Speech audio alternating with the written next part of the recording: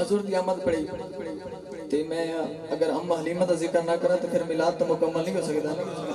कौन कौन अम्मा हलीमा का जिक्र सुनना चाहता है? जेड़ा सुनना चाहता है सुभान अल्लाह बोले, जेड़ा नहीं सुनना चाहता तो मैं गाल ही नहीं। एक शेर अम्मा हलीमा दी लोरी दा। अम्मा की कह रही है, अम्मा हलीमा हजूर की अम्मी जान दी बारगाह कह रही है,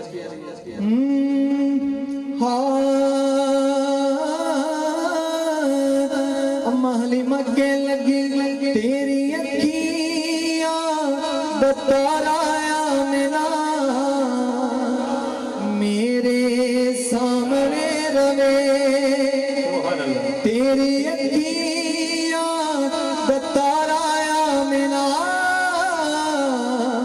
मेरे सामने रवेगा, तेरा राज दुलाराया मिला मेरे सामने रवेगा, तेरी अखियां बताराया मिला मेरे सामने रवेगा।